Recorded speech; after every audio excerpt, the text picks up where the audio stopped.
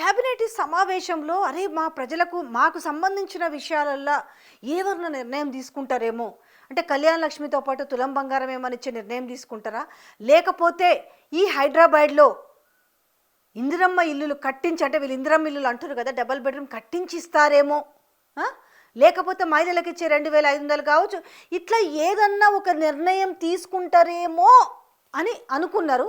ఒక్కటన్నా ప్రజలకు సంబంధించిన, ప్రజలకు బాగోగులకు సంబంధించిన నిర్ణయాలు ఏమీ తీసుకోలేదు. ఏం తీసుకున్నారయ్యా నిర్ణయాలు అంటే, ఒక పాలసీ తీసుకొచ్చారు, హిల్టప్ పాలసీ. ఆల్రెడీ ఆ పాలసీ, ఆ జీవో బయటికి రాకముందుకే ఎట్లా బయటికి వచ్చింది, ఎవరైతే లీక్ చేసిరో వాళ్ళంతూ చూస్తాము అన్నారు. ఇక్కడ ఓవరాల్గా ఏమనిపిస్తుంది చెప్పండి, ఇది గత 4-5 రోజుల ముందు నుంచే ఈ ఏదైతే 27 పారిశ్రామిక వాడల్లో ఉన్న భూమిని గతంలో ఎప్పుడో 50-60 ఏళ్ల క్రితము ఈ ఇండస్ట్రియల్ వాళ్ళని ఎంకరేజ్ చేయడానికి అప్పట్లో ఇచ్చిన భూములని వాస్తవానికి ఇప్పుడు వాళ్ళకి ఎందుకు అనంటే, అప్పట్లో అవి ఊరికి దూరంగా ఉండేవి జనావాసాలకి.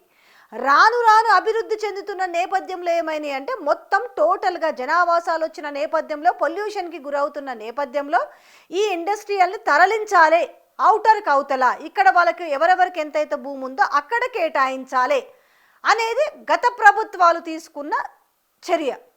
మార్కెట్లో 100 రూపాయలు ఉన్నది 200 రూపాయలకు అమ్మ వాళ్ళతోటన్నా, లేకపోతే ఎవరికి ఇంట్రెస్ట్ ఉంటే వాళ్ళు తీసుకుంటే ఖజానాకి, ప్రభుత్వ ఖజానాకి డబ్బు చేకూరుతుంది, దానివల్ల ప్రజలకు మేలు కూరుతుంది.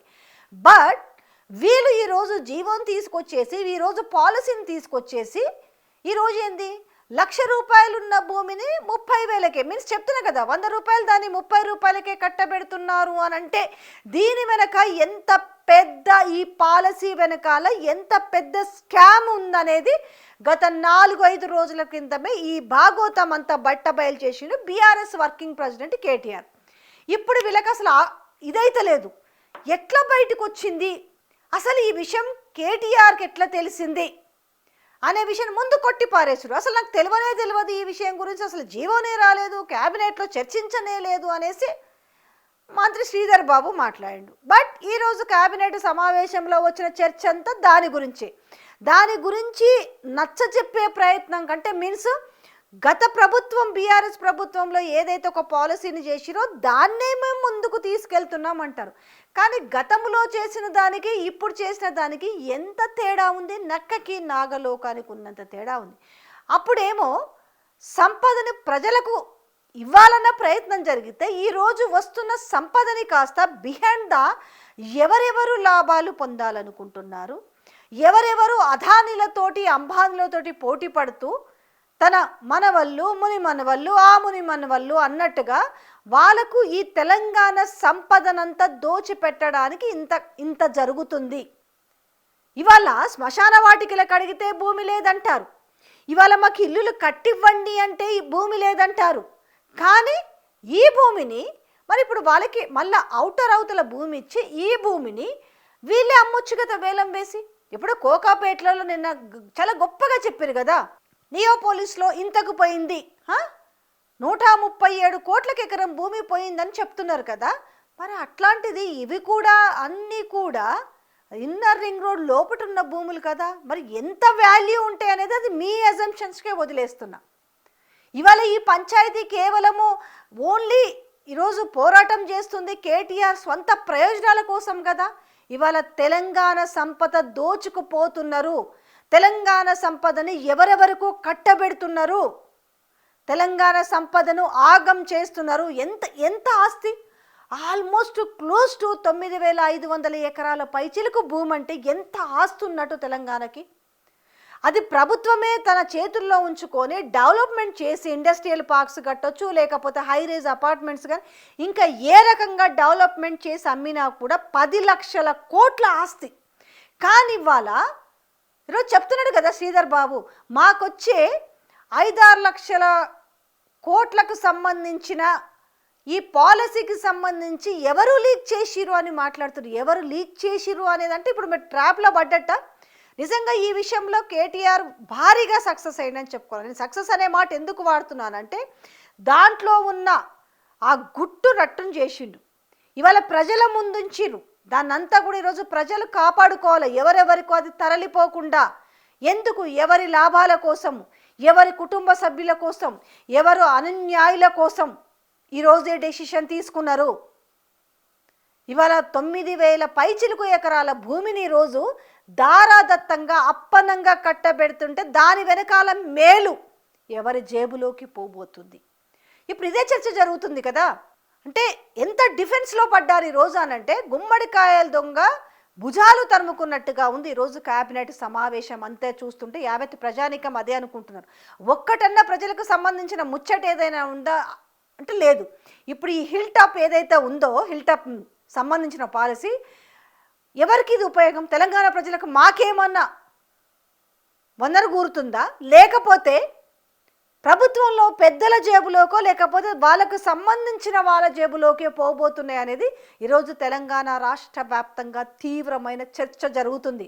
అసలు దీని గురించి ఫస్ట్ రోజు కొంత అర్థం కాకపోయినా మళ్ళీ ఎప్పుడైతే BRS working president KTR press meet పెట్టి మొత్తము ఒక అరటి పండు వలిచినట్టుగా వలిచి ముందు పెట్టిండు కదా, అప్పుడు అర్థమవుతుంది అసలు ఎవడి భూములు ఎవడెత్తుకపోతున్నారు. గద్దల్లాగా ఎత్తుకపోతున్నారు. భయంకరమైన కుట్ర జరుగుతుంది. నిజంగా చెప్పాలంటే ఇది దేశంలోనే ఇప్పుడు అతిపెద్ద స్కామ్ అని చెప్పాలి. దీని బాధ్యత కేవలం బయటపెట్టి దీన్ని కాపాడుకునే బాధ్యత కేవలం కేటీఆర్ మీదనే కాదు, యావత్ తెలంగాణ ప్రజానికం మీద ఉంది. ఎవరెవరికో ఎక్కడెక్కడి నుంచో తెచ్చి ఇప్పుడు ఆ భూముల్ని అప్పచెప్పి వాళ్ళకు మేలు చేయబోతున్నారు. కానీ తెలంగాణ ప్రజల ఆస్తిని తెలంగాణ ప్రజలకు మేలు కూరే రకంగా చేయటం లేదు. అందుకే యావత్ తెలంగాణ సమాజం మేల్కోవాలని కోరుతున్నాం. అతి పెద్ద స్కామ్ ఇది. అసలు ఇంత భూమి ఉందా అని ఆశ్చర్యం పోతున్నారు. ఇంత భూమి ఉందా? హైదరాబాదు కేంద్రంగా ఇంత భూమి ఉందంటే ఇంకా మా ప్రతిదానికి బీదరుపులు వేలుస్తూ నన్ను కోసిన పైసలు లేవు, నన్ను ఇది చేసిన పైసలు లేవంటే మరి 10 లక్షల కోట్ల ఆస్తిని ఎందుకు ఈరోజు అప్పనంగా అతి తక్కువ ధరకే ఎందుకు ఈరోజు అప్ప చెప్తున్నారనే దానికి సమాధానం ఉందా ఈ ప్రభుత్వం దగ్గర? పోనీ ప్రజలకు సమాధానం చెప్పగలుగుతారా? ఎంతసేపు ఉన్నా వీటిని మసిపూసి మారేడుకాయ చేసే ప్రయత్నమే చేస్తున్నారు తప్ప ఎక్కడైనా స్ట్రైట్ సమాధానం ఈరోజు కేటీఆర్ ప్రెస్ మీట్ పెట్టి ఈ భూములకు సంబంధించిన భాగోతం అంతా బయటపెట్టిన తర్వాత భుజాలు తడుముకుంటున్నారు తప్ప స్ట్రైట్ అవే సమాధానం చెప్పే ధైర్యము ఈ ప్రభుత్వం దగ్గర ఉందా అనేసి ఈరోజు తెలంగాణ ప్రజలు మాట్లాడుతున్నారు. అంతేకాదు ఈరోజు మేధావులు నోరిప్పాల. బాధ్యత ఉన్న ప్రతి ఒక్కరిది, ఎవరికో సంబంధించిన విషయం కాదు కదా, యావత్ తెలంగాణ సమాజానికి సంబంధించిన ప్రాపర్టీ అది. సో దాన్ని కాపాడుకోవాలి. ప్రతి ఒక్కరు ప్రశ్నించాలి. ఈరోజు ఎందుకు ఇంకా వాళ్ళకు మేలు చేయాలనుకుంటున్నారు? ఈ మేలు వెనుక ఏమి దాగి ఉంది, ఏం కుట్ర దాగి ఉందనడానికి అనేక అనుమానాలకు ఈరోజు తావిస్తున్నారు. ఆ అనుమానాలకు తెర దించాలి అంటే స్ట్రైట్ అవే సమాధానాలు కావాలి. కానీ ఇంతవరకు సమాధానం రాకుండా ఈరోజు క్యాబినెట్ సమావేశంలో దాన్నంతా కూడా అంటే ఒక నిజాన్ని అబద్ధం చేసేలాగా, అబద్ధాన్ని నిజం చేసేలాగా ఈరోజు ఏదైతే కేటీఆర్ ఈ ఒక కుట్రని ఈ భాగోతాన్ని బయటపెట్టిన విషయాన్ని జీర్ణించుకోలేకపోతున్నారు. దీన్ని లీక్ చేసిరు కాబట్టి వాళ్ళ మీద ఫోకస్ పెట్టట తగిన చర్యలు తీసుకుంటారట. అది అసలు కథ. ఏం తెలిసిరయ్యా ఈరోజు క్యాబినెట్ టోటల్ సమావేశంలో చివరిగా ఇది కేటీఆర్కి ఎవరో సమాచారం ముందుగానే అందించిరు, వాళ్ళపైన చర్య తీసుకుంటామనేసి ఈరోజు కూలంకషంగా తేల్చి చెప్పిరు. ఇది క్యాబినెట్ సమావేశం తీరు.